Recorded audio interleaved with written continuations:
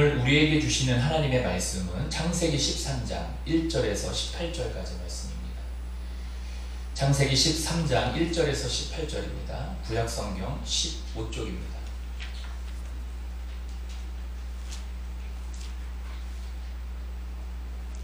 한 절씩 교독하시고 마지막 절은 함께 봉독하도록 하겠습니다.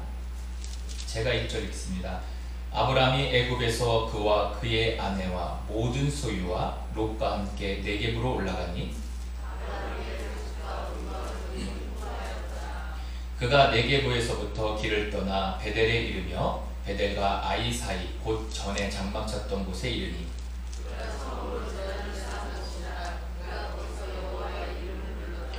아브라함의 일행 롯도 양과 소와 장막이 있으므로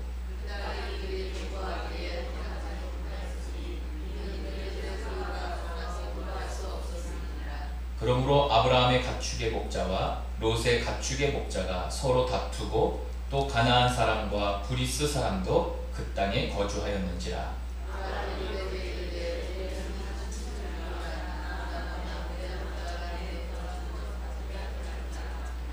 내 앞에 온 땅이 있지 아니하냐. 나를 떠나가라. 내가 좌하면 나는 우하고 내가 우하면 나는 좌하리라.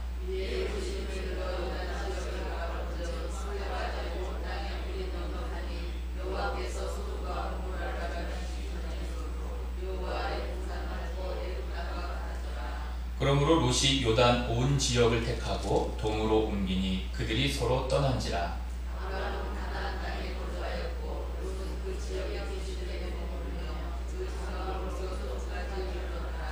소돔 사람은 여호와 앞에 악하며 큰 죄인이었더라.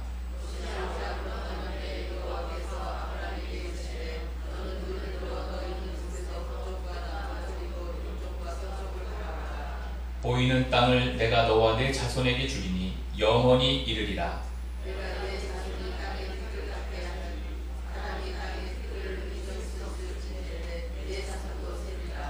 너는 일어나 그 땅을 종과 횡으로 두루 다녀보라. 내가 그것을 내게 주리라. 같이 읽습니다.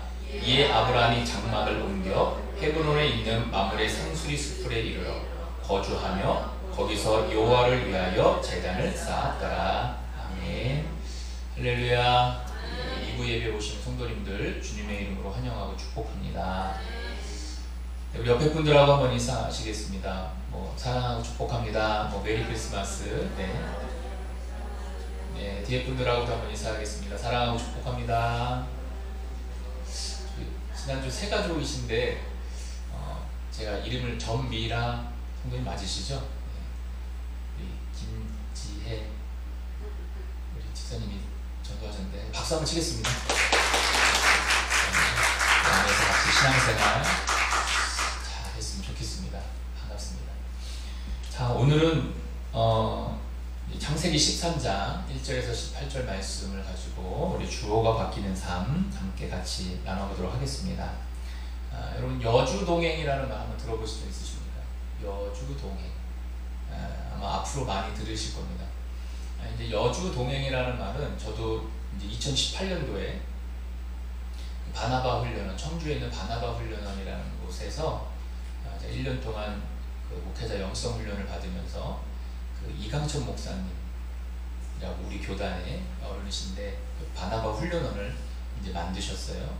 이 목사님께서 여주동행이라고 하는 말을 쓰십니다. 그 여주동행이라는 말의 뜻이 뭐냐면 주님과 함께 거하고 주님과 함께 동행한다는 말입니다.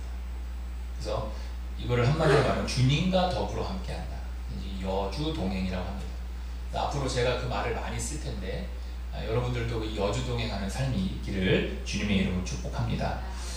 이제 우리의 신앙을 뒤돌아보면 이제 오늘이 이제 사실은 52주고 다음 주가 53주입니다. 몇 년 이제 지나면 이렇게 이런 겹치는데 우리가 이제 코로나 기간에 이제 그때를 생각해 보면은 막 코로나가 막 왔을 때 마음이 어떠셨어요? 교회도 못 가고 마음이 막 답답하고 힘들었습니다. 그래도 하나의 빗줄기 같은 희망이 뭐냐면 이제 영상으로 예배를 드리게 됐어요. 그래가지고 그 영상으로 예배 드릴 때 처음 마음이 어떠셨어요? 예배 드린다는 시간도 잘 지켜서 양복도 잘 입고 소파에 앉아서 영상 예배를 잘 드렸습니다. 그런데 이상하게 시간이 가면 갈수록 이 양복은 어디 가고 편한 복장으로 바뀌었어요. 시간이 더 가니까 이 편한 복장도 더 편한 복장인 잠옷 바람으로 씻지도 않고 앉아서 예배를 드렸습니다.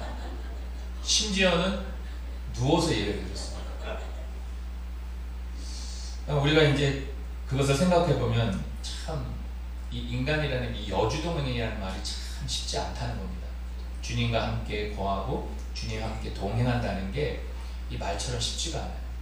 그런데 우리가 이제 2023년도를 뒤돌아보면은 처음에 그 연초에 세웠던 계획이 있잖아요. 올해는 여주동행하겠다 라는 마음에 말씀도 읽어야지, 기도도 이만큼 해야지 라고 했는데 그것은 언제인지 모르게 갑자기 사라지고 내 안에 내가 너무 꽉 있는 거예요. 내 안에 나만, 내 의지, 내 생각, 이것들로만 꽉 차 있는 겁니다.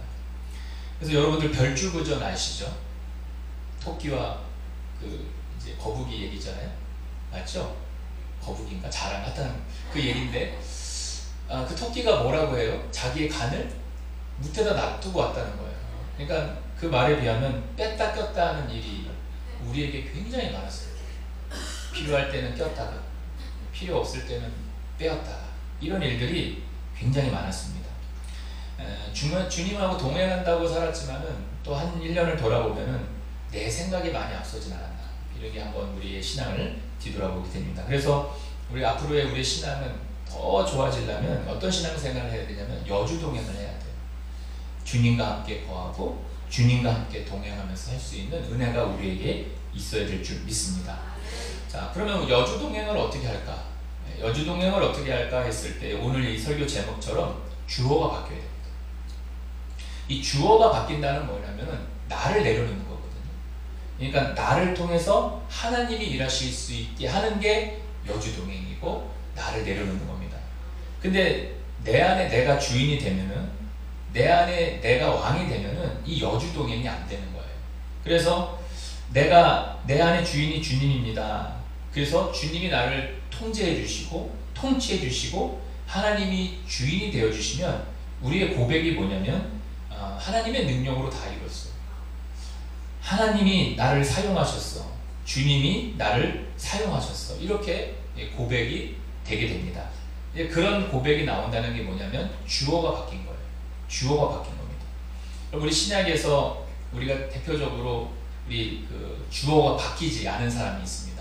가룟 유다인데, 가룟 유다를 생각해 보면은 12명의 제자와 동일하게 이제 순서상으로 따지면 가룟 유다가 제일 마지막입니다. 최후의 만찬에서 예수님이 발을 제일 먼저 씻겼던 사람이 누구냐면 가룟 유다예요. 근데 이스라엘의 특별히 서열순으로 얘기하면은 우리가 잘 알고 있는 베드로가 첫째고 가룟 유다가 마지막입니다.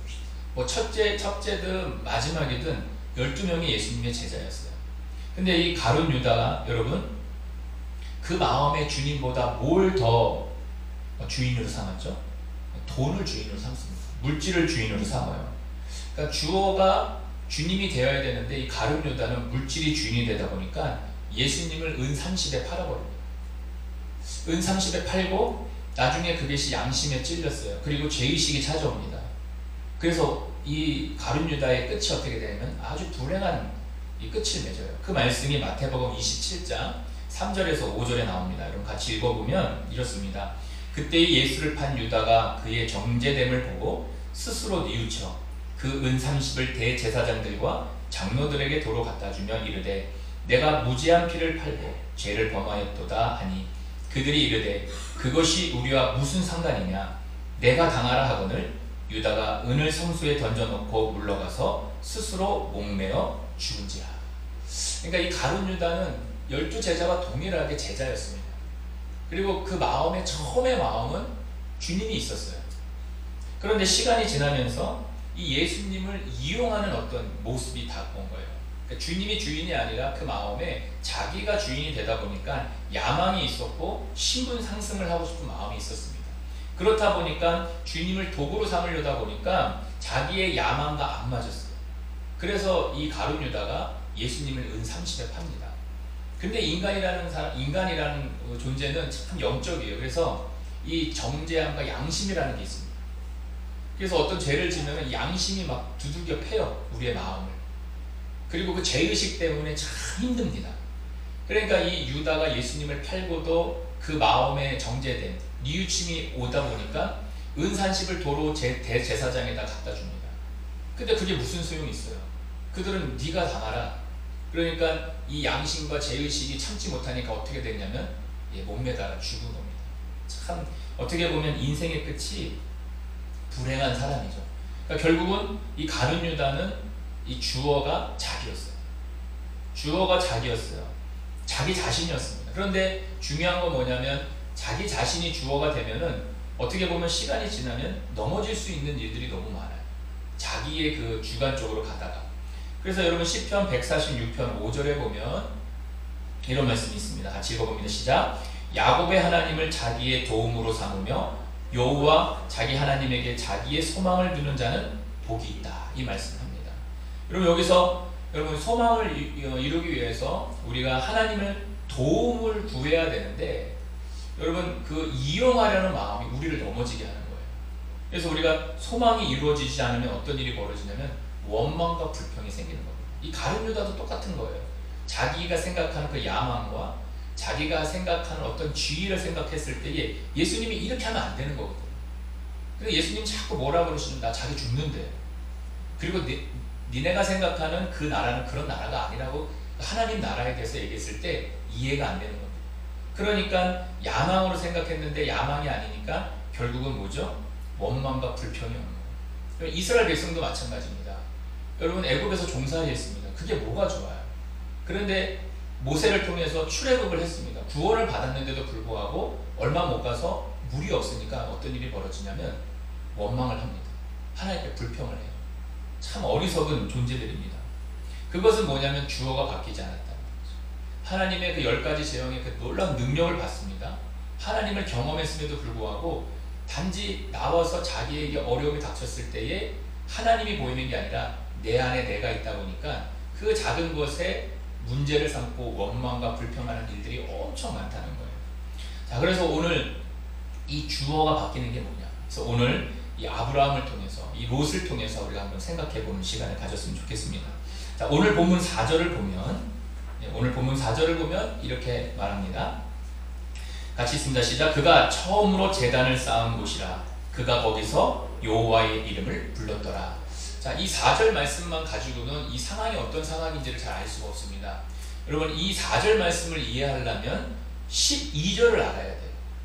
여러분 이 아브라함이 가나안 땅에 기근이 닥칩니다. 이 기근이 닥치니까 이 아브라함이 애굽으로 이제 내려가게 됩니다. 근데 애굽으로 내려가는데 여러분 그 아브라함의 아내가 굉장히 이뻤던 것 같아요. 뭐 보겠것도 본 적이 없으니까. 근데 이 성경에 의하면 이 애굽 사람들이 반할 정도로 진짜 아름다웠던 것 같아요.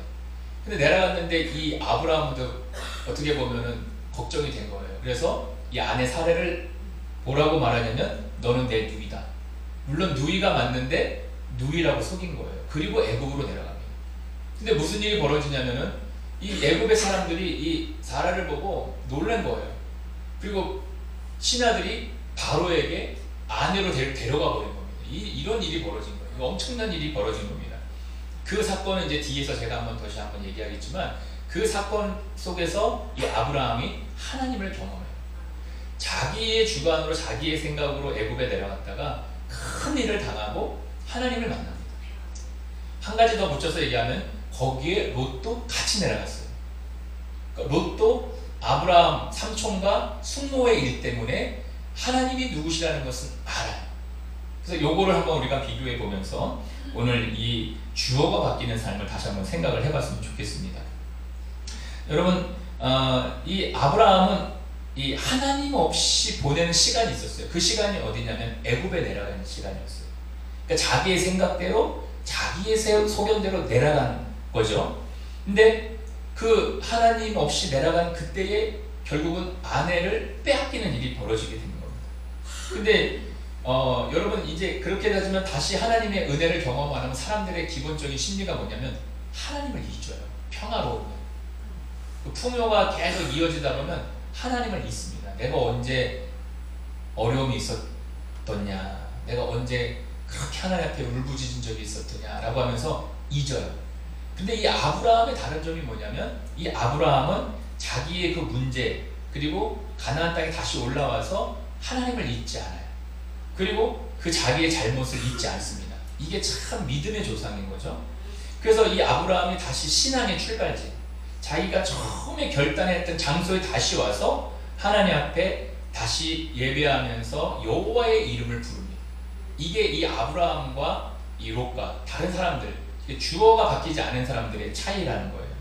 그래서 이 아브라함은 자기가 처음에 하나님을 만났고 하나님 앞에 여호와의 이름을 불렀던 그곳에서 다시 자기 신앙을 뒤돌아봤다는 게 참 중요합니다. 여러분, 우리가 이 주어가 바뀐 신앙의 대표적인 인물이 누구냐면 이 사도 바울입니다. 그럼 이 사도 바울 되기 전에 행동이 어떠냐면 대단한 사람입니다. 우리가 사도행전을 9장으로 기점으로, 여러분 이 성교와 또 이 인물에 대한 내용이 9장을 통해서 바뀌는데, 그 9장의 핵심이 누구냐면 사도 바울이에요. 여러분, 이 9장이 되기 전에 8장 1절에 이 사도 바울이 했던 행위가 있습니다. 보면은 사도행전 8장 1절에 이렇게 나옵니다. 사울이 그가 죽임을 당함을 마땅히 여기더라. 이때 그가 누구냐면 스데반이에요. 여러분, 스데반이 막 돌 맞아 죽는데도 사도 바울이 그 옆에서 저거 잘 죽었다, 저거 죽어도 싸다, 이렇게 생각했던 사람이에요. 그러니까 주어가 자기였어요. 자기가 가지고 있는 어떤 지식, 자기가 생각하고 있는 하나님, 그리고 예수 믿는 사람들은 다 이단인 거예요. 그러니까 그 스데반이 지금 죽는 것도 당연하게 생각했던 사람입니다. 3절 보면 사울이 교회를 잔멸할새 각 집에 들어가 남녀를 끌어다가 옥에 넣습니다. 얼마나 이 자기 의가 확실했냐면은 이 예수 믿는 사람들 집에 다 들어가서 잡아다가 지금 막 옥에다가 막 넘기는 그런 상황입니다.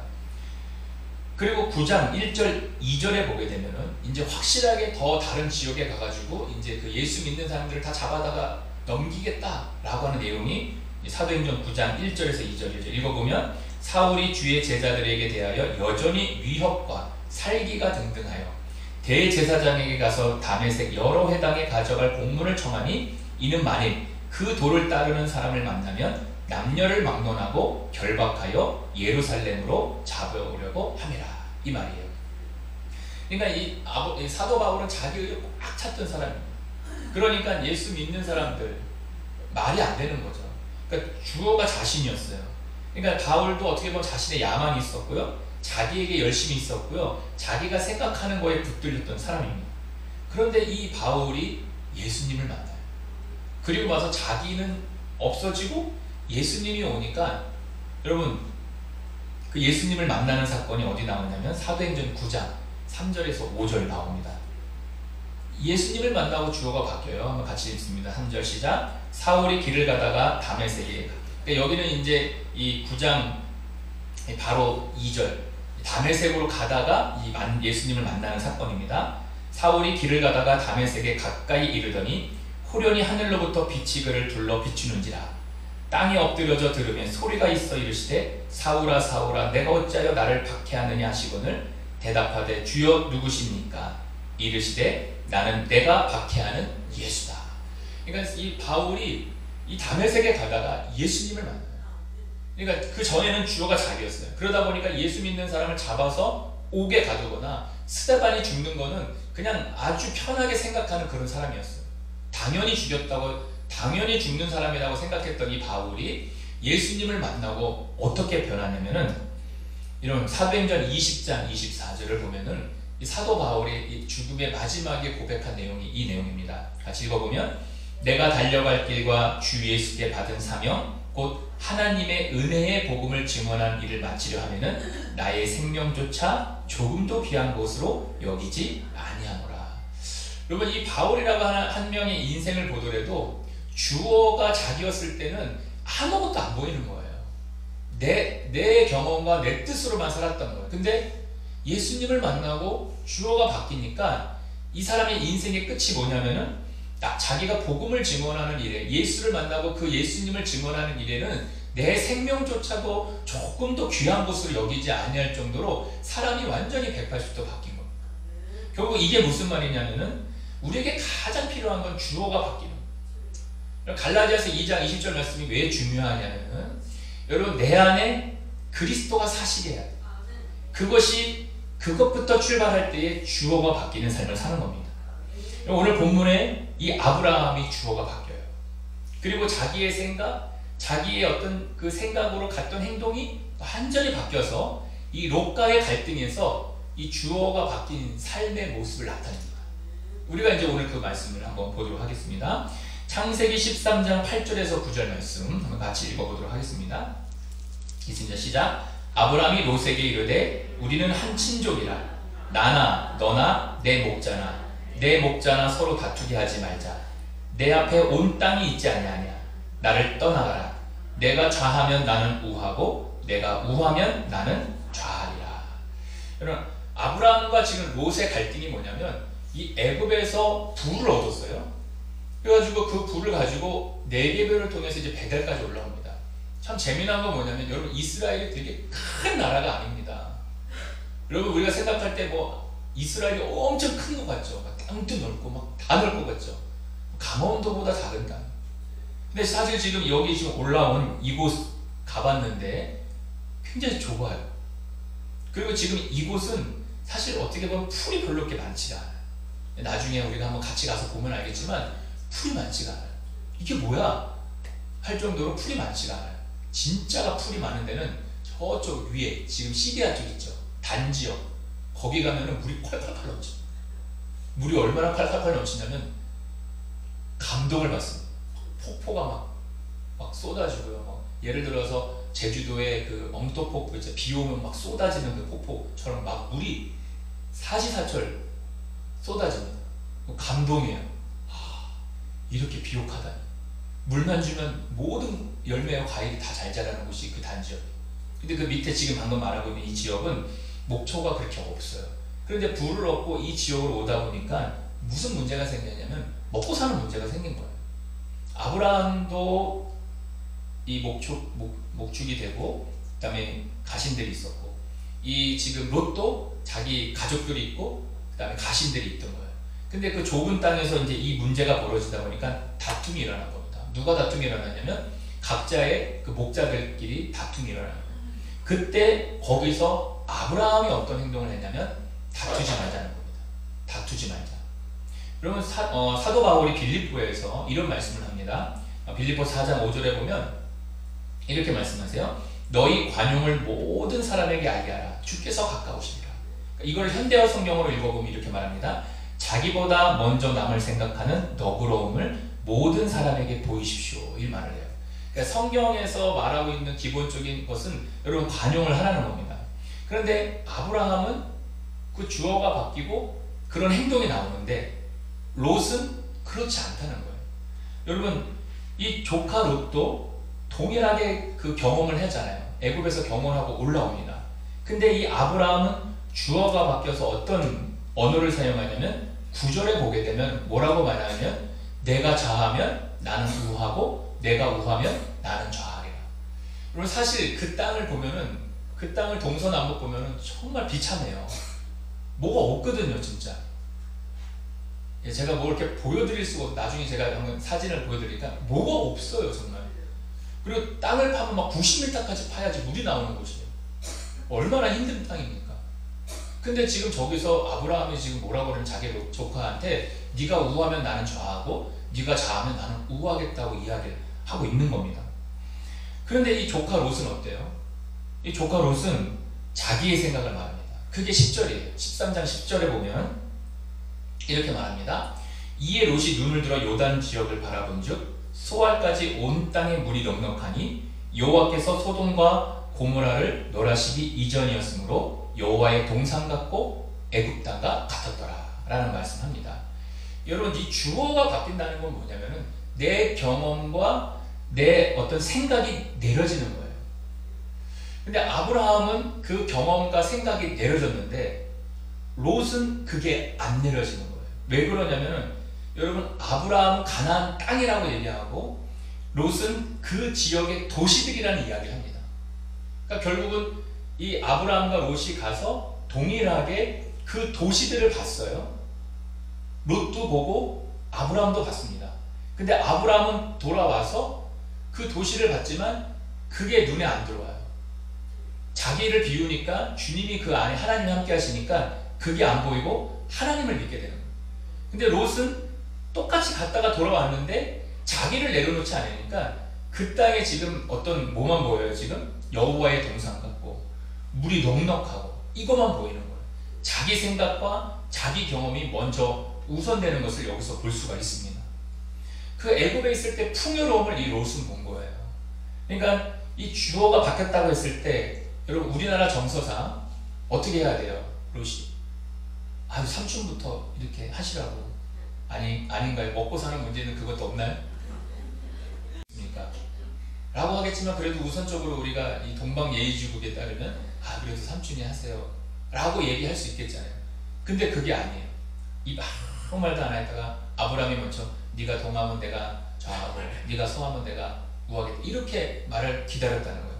근데 여러분 이 롯이 주어가 바뀌지 않았어요. 동일하게 애굽에서 그 삼촌과 숙모의 일을 통해서 어떻게 보면 하나님의 어떤 것을 경험했음에도 불구하고 그냥 그 도시들 그리고 그 물이 넉넉한 것 이것만 보인 거예요. 근데 그 성경 어디에도 여러분 하나님을 생각했다는 말이 없습니다. 그러니까 결국은 뭐냐면 이 롯은 이 안에 자기로 꽉 차 있던 거예요. 자기 생각, 자기의 경험. 왜냐하면 거기가 너무 편했잖아요. 그리고 거기서 받은 것도 많고 누렸던 게 많아요. 근데 가나안 땅은 아무것도 없거든요. 황량하고 물 팔려면 땅 깊이 파야 돼요. 근데 그러니까 아브라함은 야망을 쫓지 않은 거예요. 자기의 경험을 따라가지 않았습니다. 자기의 생각을 따라가지 않았어요. 결국 이 아브라함은 하나님의 비전을 따라간 거예요. 여러분 이 아브라함이 그럼 뭘 따라갔냐는 거예요. 그냥 그 애굽에서의 그 경험을 따라간 것이 아니라 여러분 이 아브라함이 하나님의 약속을 경험했고요. 결국 또 뭘 경험했냐면은 이 롯이 떠나고 나서 하나님이 와서 뭘 보여주냐면 여러분 14장부터 17절입니다. 여기 보면 이렇게 나오죠. 여기 보면은 너는 눈을 들어 너 있는 곳에서 북쪽과 남쪽 그리고 동쪽과 서쪽을 바라보라. 보이는 땅을 내가 너와 내 자손에게 주리니 영원히 이르리라. 내가 내 자손의 땅에 티끌같이 하리니 사람이 땅의 티끌을 능히 셀 수 있을진데 내 자손도 세리라. 너는 일어나 그 땅을 종과 횡으로 두루 다녀보라. 내가 그것을 내게 주리라. 그런 롯이 그 좋다고 하는 그 경험을 가지고 도시를 떠났어요. 그리고 나서 자기 혼자 남았습니다. 그때에 여러분 이 아브라함에게 하나님이 나타나셔서 종과 횡으로 다녀보라. 이거 다 너한테 주겠다. 근데 사실 종과 횡으로 바라봐도 뭐 없어요. 나중에 가보시면 알겠지만 뭐 없어요. 정말 그냥 뭐야? 이게 딱 정답인 것 같아요. 뭐 이런 것이 다 있어? 이런 생각이 듭니다. 근데 이 아브라함이 아까도 다시 한번 이제 12장 얘기를 해볼게요. 애굽으로 내려갑니다. 자기 아내를 속였어요. 누기라고 속였습니다. 그랬는데 자기 아내가 바로의 궁정으로 잡혀갑니다. 그럼 그때 이 아브라함이 막 끙끙 앓았지 않았겠어요? 자기 아내가 잡혀가니까 어떻게 보면 아내를 팔아버린 꼴이 되었고, 근데 거기서 하나님이 개입을 해주신 거예요. 하나님이 개입을 해주셔서 바로에게 재앙을 내리시고 바로가 각성을 하고 이 아내를 다시 줍니다. 여러분 그 말씀이 창세기 11장 17절이에요. 여호와께서 아브라함의 아내 사레의 일로 바로와 그 집에 큰 재앙을 내리셨대요. 그 재앙은 성경에 나오진 않지만 이것 때문에 여러분 이 바로가 아브라함의 아내 사레를 다시 돌려보내준 거예요. 하나님은 아브라함이 이것을 경험을 해요. 하나님이 거기서 개입해 주셔가지고 이 사건을 해결해 주세요. 여기서 이 아브라함이 주어가 바뀝니다. 근데 여러분 우리가 여기서 좀 생각해 봐야 될 게 뭐냐면 무슨 사건을 주셨기 때문에 그 사건을 보여주셔서 순종하느냐, 그것도 아니에요. 그러니까 아브라함이 그 사건 때문에 자기가 순종하는 거 아닙니다. 이 아브라함이 붙들었던 게 뭐냐면 이 사건 이후에 이 아브라함이 말씀을 붙들어요. 여러분 창세기 1장 1절 보면 창세기 1장 잘 아시죠? 같이 읽어봅니다. 시작. 태초에 하나님이 천지를 창조하시는. 여러분 여기서 지금 이 세상의 모든 주인이 누구십니까? 하나님이시라는 거예요. 그러니까 이 아브라함이 누구를 경험했냐면 이 창조를 창조하신 하나님을 경험한 거예요. 그러니까 이 롯의 일로 다툼이 일어났을 때 이 아브라함이 하나님을 의지한 거예요. 이 롯이 하나님을 믿었던 거예요. 모든 결정권은 하나님에 있다는 것을 고백을 하는 겁니다.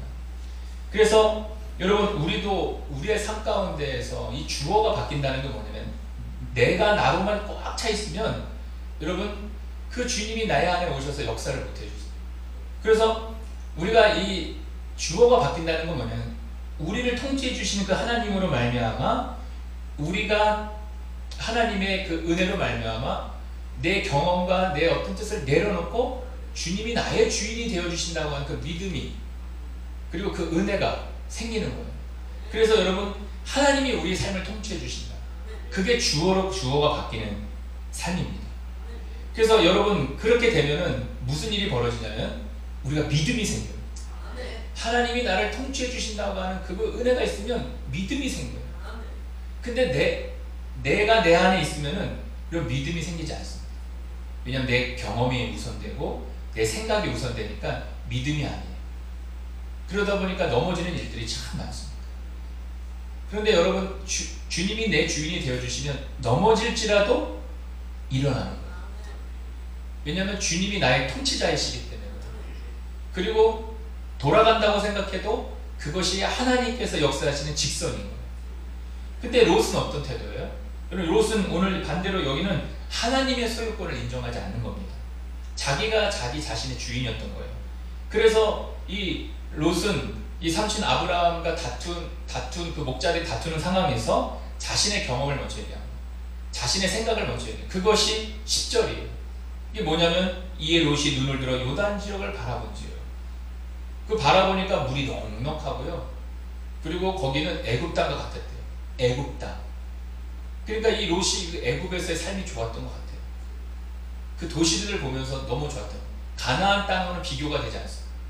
근데 아브라함도 가나안 땅에 올라왔고 롯도 가나안 땅에 올라왔는데, 주어가 바뀐 사람은 이 가나안 땅도 괜찮다는 거예요. 근데 이 주어가 바뀌지 않은 이 롯은 가나안 땅 힘들다는 거예요.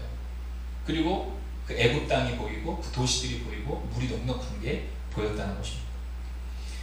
삼촌을 따라 그 전능하신 하나님을 어떻게 보면 경험했잖아요. 그럼에도 불구하고 이 삶에서 아무런 영향력이 나타나지 않았다는 겁니다. 그럼 예수를 잘 믿는다는 게 뭘까요? 예수를 잘 믿는다는 건 뭐냐면, 이 세상의 모든 것의 주인은 하나님이시다라는 고백이 있는 사람이 여러분 예수를 잘 믿는 거예요. 여러분, 내가 다 한다면 하나님이 있을 이유가 있나요? 내 생각대로 다 한다고 그러면 하나님이 있을 이유가 있나요? 그게 아니라 그 하나님께서 나를 통치하신다, 그 하나님께서 나를 역사해 주신다라고 하는 믿음으로 나아갈 때에 이런 주어가 바뀌는 삶이 되는 겁니다. 자, 그렇다면은 우리 그럼 어떻게 살아야 될까요? 이 땅을 살아가는 우리는 어떻게 살아야 될까요? 그럼 어떤 믿음을 가지고 살아야 될까요? 로마서 1장 21절에 보게 되면 이런 말씀이 있습니다.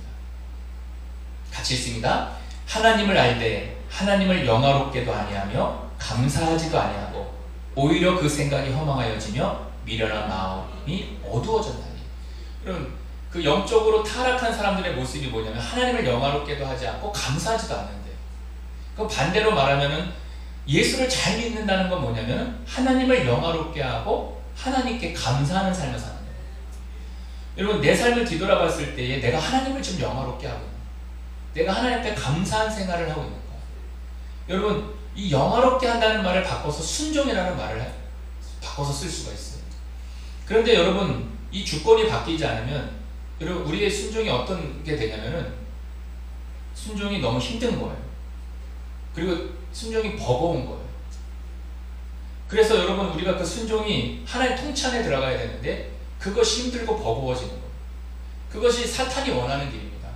이런 죄는 순종과 감사를 잃어버리게 하는 거예요. 그러니까 마귀는 우리가 순종하지 못하게 만듭니다. 그래서 순종을 부담스럽게 여기고 희생이라고 생각하는 거예요. 그러니까 교회에서 무슨 일만 해도 힘든 겁니다. 왜냐하면 희생이고 부담이니까. 그런데 여러분, 우리가 주어가 바뀌면 그게 부담이 아니고 그게 희생이 아니에요. 너무 감사한 겁니다. 그래서 주어가 바뀐다는 건 뭐냐, 하나님의 통치를 받는 거거든요. 하나님이 내 안에 주인이 되어주시는 겁니다. 여러분, 오늘 제가 영상을 하나 준비했습니다. 마지막 영상인데, 여러분, 그 박운서 장로님이라고 계세요. 근데 이분이 여러분 산업통상부 차관까지 했습니다. 근데 이분이 나중에 필리핀 오지에 민도로 섬에 가서 망향족을 위해서 살아요. 한번 영상을 보시고 제가 마무리로 말하고 한번 마치도록 하겠습니다. 영상 보시겠습니다.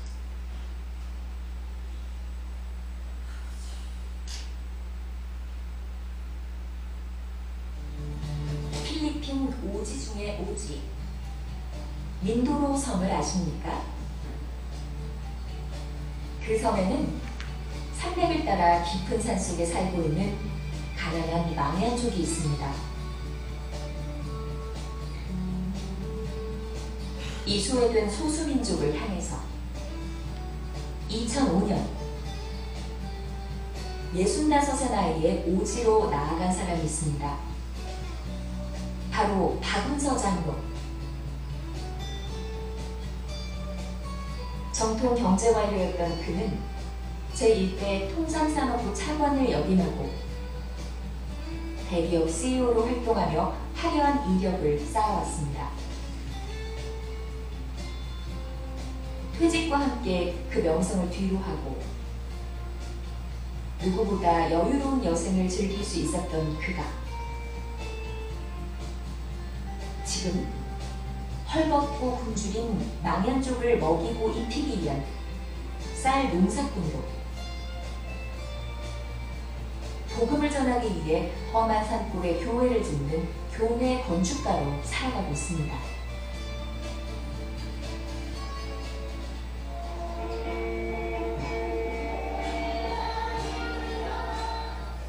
세상이 주는 명예와 안락함, 평안 대신 훗날 천국에서 누리게 될 영원한 소유와 상을 바라보며 모든 걸 나누고 헌신하는 나이를 잊은 열정의 선교사 박운서 장로. 처럼한 것이 같은 인간을 태어났는데 보지도 못해 보지도 못하다. 당시 엄청난 충격을 받았던 부부. 어떻게 이 사람들 도와줄 수 있고 이 사람들이 어떻게 인간답게 안 하고 어떻게 애들을 먹이고 교육시키느냐, 이게 지금 그거를 이제 고민하는 과제. 돌아다니는 거예요. 태국으로, 필리핀으로, 말레이시아로 홀 맨날 다니다가 그냥 필리핀에 와서 한번 가보자. 그래 이 전에 들어온 거예요. 그때 망향족 아이들을 만나고 돌아간 후 그 아이들이 눈에 밟혀 아무것도 손에 잡히지 않았다. 결국 퇴직금을 모두 기부할 결심을 했다. 내가 하나님을 그냥 땅에서 돈만 데리고 이제 퇴직금 타고 다 데리고 있으면 다 주겠습니다. 그렇게 이제 기도하고 타고 있는데 하나님께서 문제를 들어오는 돌과 새 알고기도 아이고 이 음성이 그냥 빵빵빵 울리는데 여기서 내가 눈물이 막 나 이거 내가 시킨 나 못하는데 나 못 보냈다고 말이야. 하나님께서 같이 왔던 아내는 열대병으로 쓰러져 한국으로 돌아가고 혼자 남았다. 그래 가지고 들어와 지금까지 이렇게 왔는데 이름이 쓰는데 똑같이 해서 혹시 벌레들하고 이거하고 모두 재밌는 거지. 너무 못 되는 거. 사람들하고 해도 생각하면 엄청 낮아서 배고프다. 그 나는 못 가게 하는 거지. 남 계약하고 이제 빼다가 또 못 해요.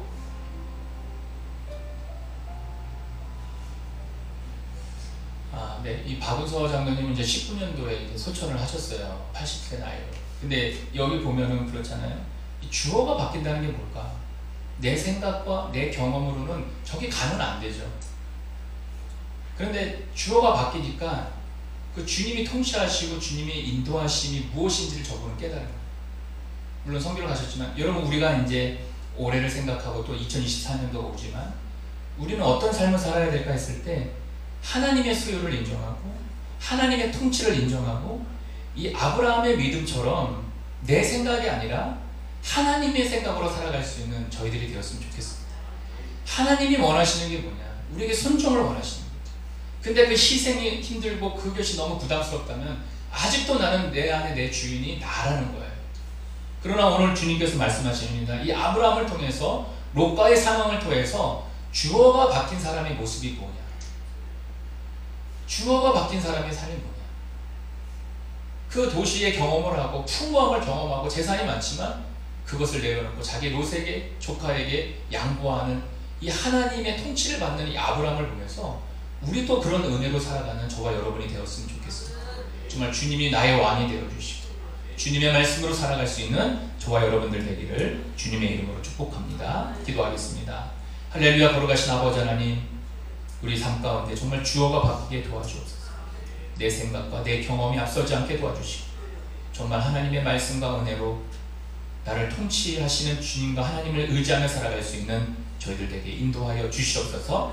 감사드리며 예수님의 이름으로 기도드립니다. 아멘. 이 시간 환우들을 위해서 기도하겠습니다. 여러분 아픈 부위에 손을 얹어주시면 위하여 기도하겠습니다. 살아계신 하나님 아버지, 이 시간 우리 교우들 가운데 환우들을 주님의 손에 중보하여 올려드립니다. 하나님께서 환우들을 받으시고 긍휼히 여기시며 질병의 고통으로부터 건져 주시옵소서. 우리 주 예수 그리스도께서 채찍에 맞으심으로 너희가 나음을 얻었다는 주님의 대속의 은혜를 의지하여 이 시간 믿음으로 손을 얹어 싸우니 손을 얹은 곳에 주님께서 친히 안수하여 주시옵소서. 주님의 흘리신 보혈의 피를 발라 주시옵소서. 이 시간 우리의 모든 질병을 대속하신 우리 주 예수님의 이름으로 명하노니 우리 가운데 있는 모든 육체의 질병은 떠나갈지어다. 하나님께서 창조하신 우리의 몸과 마음은 하나님께서 원래 창조하신 대로 그 기능이 회복될지어다. 예수님의 이름으로 기도드리옵나이다. 아멘. 우리 다 같이 일어나셔서 찬송가 620장 1절 찬양하시겠습니다.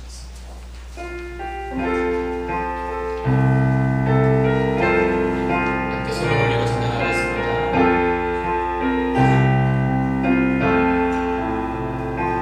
여기에 우리 주의 은총 가득하여라. 주께서 이 자리에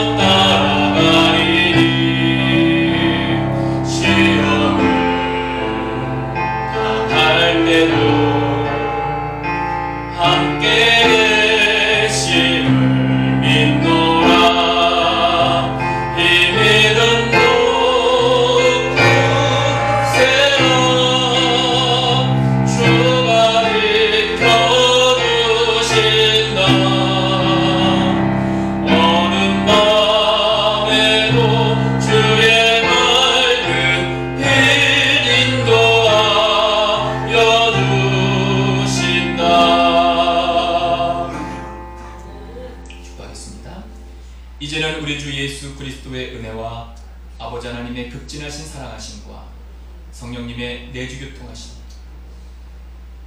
내 안에 내가 주인이 아닌 주님이 나의 주인으로 바꿔 살아가길 소망하는 우리 귀한 성도님들 모두 그들의 가정 위에, 사업장 위에, 일터 위에 지금부터 영원토록 함께하옵시기를 간절히 축원하옵나이다. 아멘.